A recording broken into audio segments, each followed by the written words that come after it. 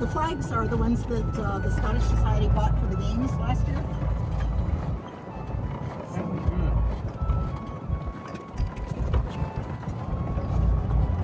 You got my note about WWE. Oh, good. I did too. I got two. How are you, sir? Looking good today.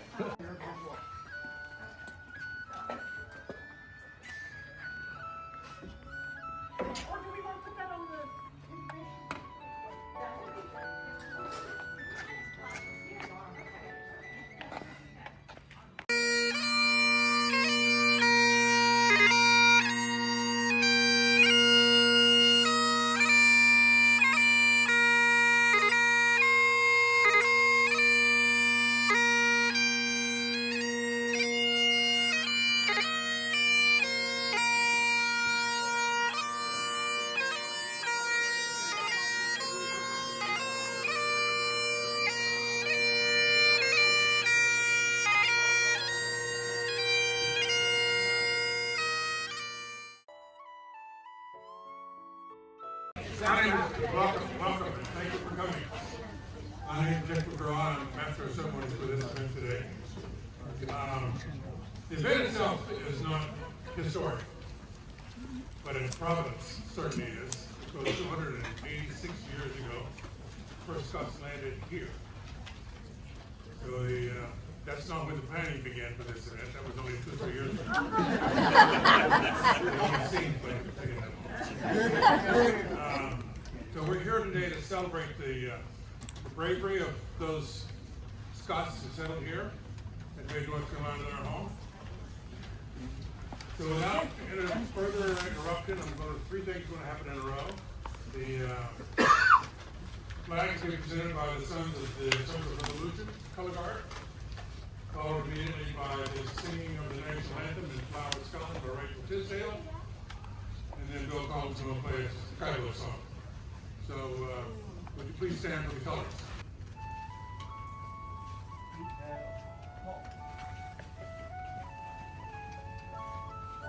Left face. Present. Arm.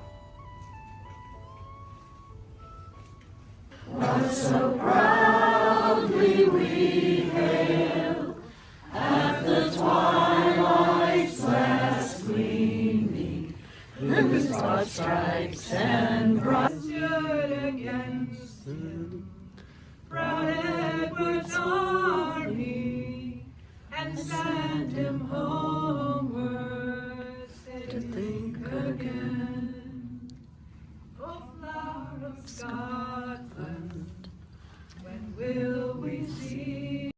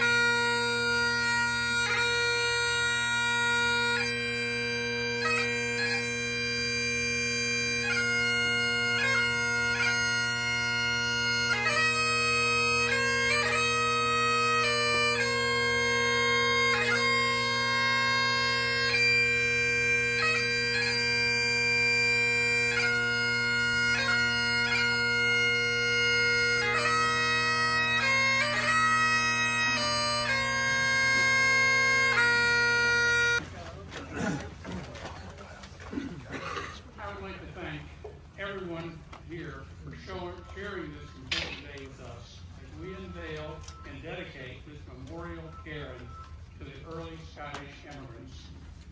I especially want to thank those individuals, clan societies, and Scottish organizations, especially the Dunvegan Foundation, St. Andrew's Society of North Carolina, and the Clan Campbell Educational Foundation.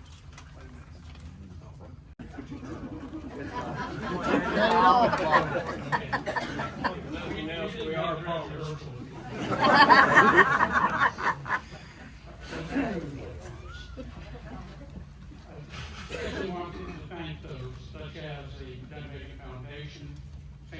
Society of North Carolina and the Clan Campbell Educational Foundation, whose significant contributions made this day possible. Their names have been engraved on these papers leading up to the Cairn, as well as the stone benches you see over here. These folks contributed freely to a project that at one time was only a dream. Would we be able to raise sufficient funds to build a proper monument? Would we be able to get the state's approval to build this monument at the important location that it is? It took a leap of faith for them to do this and for us to move forward. I would also like to express my appreciation to the officers and board and directors of the Cape Fear Scottish Immigration Memorial Fund for all the hard work in bringing this first phase of the Scottish Immigration Trek to fruition. I would like to introduce the chairman of the board, whose guidance and vision has been so critical. Leon Hicks, please stand and be recognized. Whose superb organizational skills has kept us on the right track.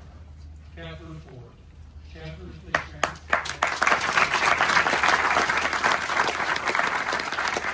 Catherine is also the president of the Scottish Society of Wilmington. Very, very busy lady. Our treasurer, Scott Marty. Scott.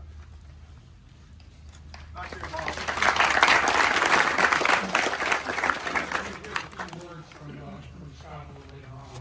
Other board members, please stand when called.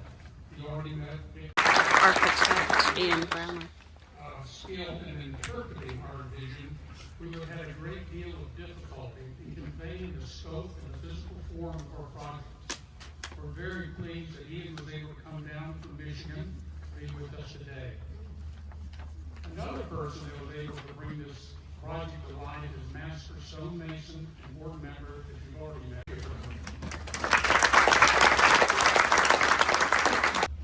It's remarkable, isn't it, to be gathered in the remembrance of your people. It's sacred. I know that this is an official state event, but I have to acknowledge the spiritual aspect of this moment. There is a Bible verse in the book of Luke that says that if you will not speak, the rocks will. Many of us were raised with that. My staff hear me asking a couple of questions often, and one is this: what and who did this place witness? Many of you, I'd just love to see a show of hands. How many of you trace your ancestry to this place, your Scottish ancestry to this Lower Cape Fear place of disembarkation? I just want to let you know that it is so profoundly fulfilling for myself and for all of my colleagues here today, keepers of memory, public historians, to know that we get to serve you and all of your kin in such a powerful way that you will forever be able to gather here in reflection of your people. We know that when your ancestors came here, there were others who had been here thousands of years, and particularly because we are in November, which is American Indian Heritage Month, I just would love to take a moment of reflection of the first people who were here. And this land acknowledgement that I will share with you was crafted with care by the North Carolina American Indian Heritage Commission. So I'll share this with you. And I just have a few personal notes to share because I am just so excited about this moment. Land acknowledgement. The state of North Carolina is situated on the ancestral homelands of many American Indian tribes who have lived in this place, cared for these lands, and traveled throughout the region for thousands of years.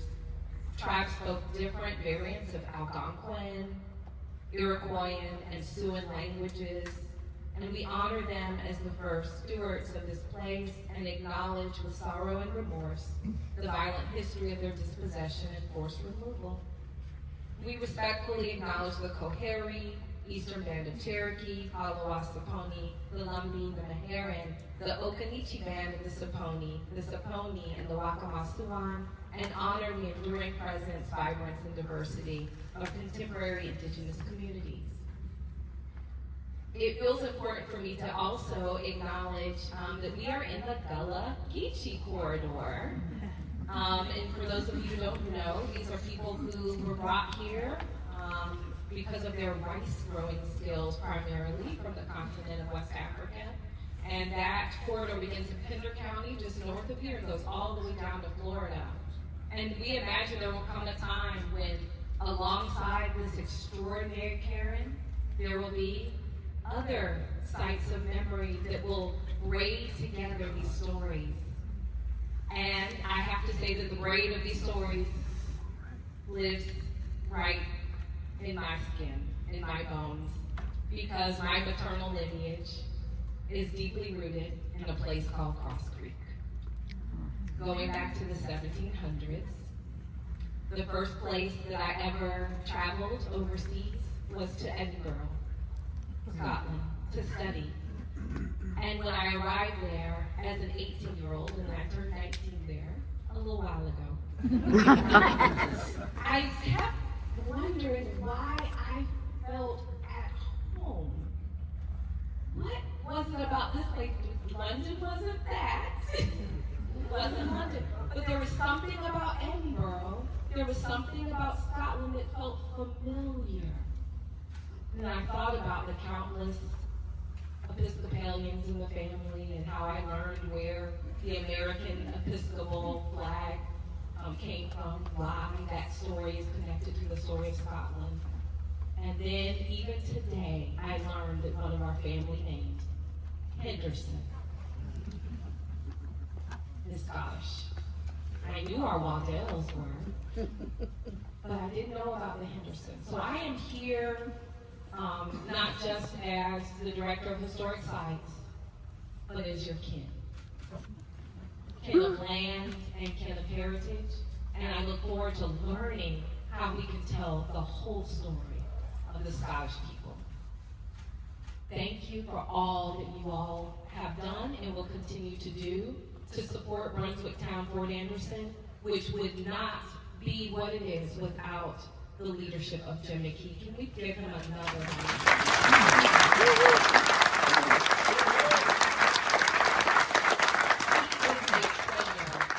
An international treasure. If I ask him a question, he's going to tell me about the whole Atlantic world. I learned today, and I don't know how I didn't realize it, because now that I think about it, everything now makes sense. Jeff Ockert is a proud Scottish person. I'm like, now you make so much sense to me now that I know that you're Scottish. Like, Jeff Ockert, who's our East Regional Supervisor, who Jim reports to. Jeff, several family names that you shared, I invite you all to talk to him about his story. We have our Deputy Director, Chuck LeCount, who is here with us. He might be checking on. But there he is. He's right here. Please acknowledge his leadership. He is amazing. There's so many amazing fires that he puts out, ideas that he generates, and he is just a peerless colleague in the realm of public history. And I have to acknowledge our State Historic Preservation Officer and the Deputy Secretary for the North Carolina Office of Archives and History, Dr. Darren Waters. If you would please let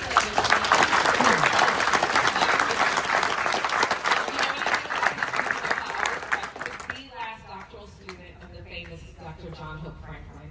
So I know that there are dates that I have been given, 1739 to 1776, 15,000 Highlanders came here. Thank you for that, Jim McKee, and thank you for this Cairn is about the power of place.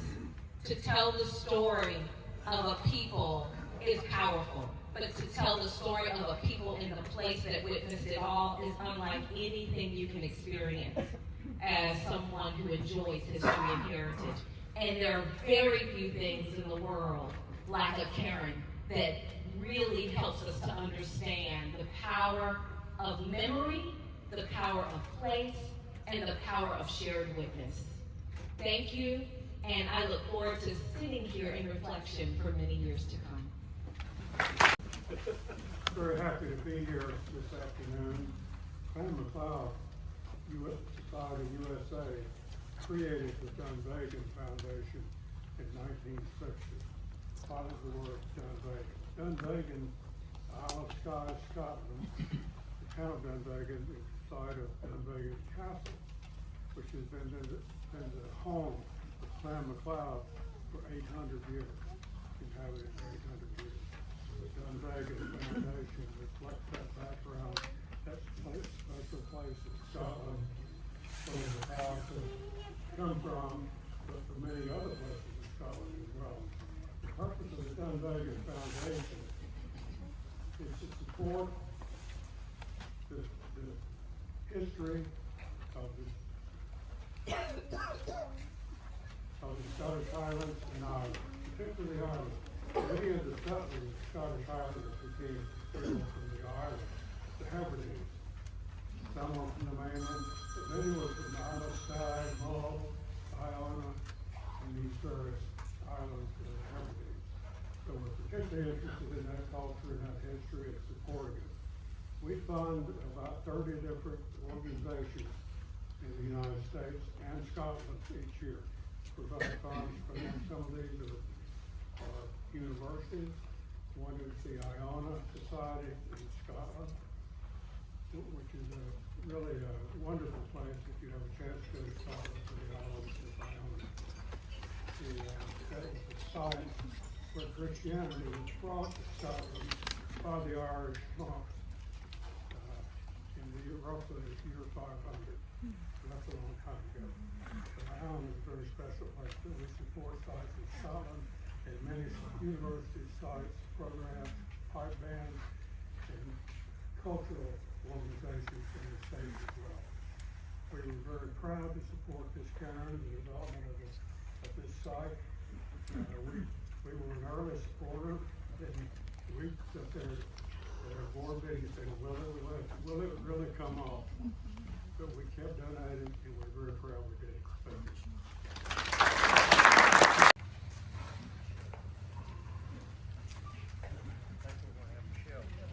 Michelle, you want to help with this? Certainly, thank you. Yeah. You going to read it? You going to read it? Okay, then I'm working.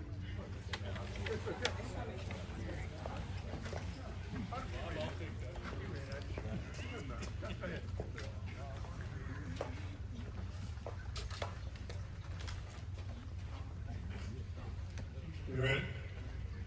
Next.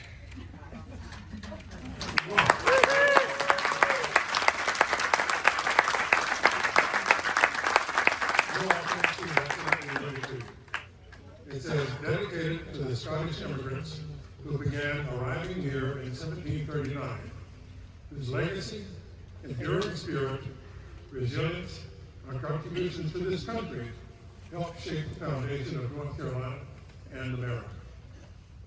So on behalf of the Cape Fear Scottish Immigration Memorial Fund, I'm pleased to say it is our honor to dedicate this cairn to one of the immigrants who came here nearly 3 centuries ago, and to the state of North Carolina, where they found a home. It is our hope that this cairn will be an everlasting reminder of those who pass by and see it, that it represents one of the many groups who helped make North Carolina the great state that it is. Again, thank you for coming. Now, if I had a wee gram, I'd offer a toast. However, unfortunately, I don't. So I would invite you to stay for some refreshments.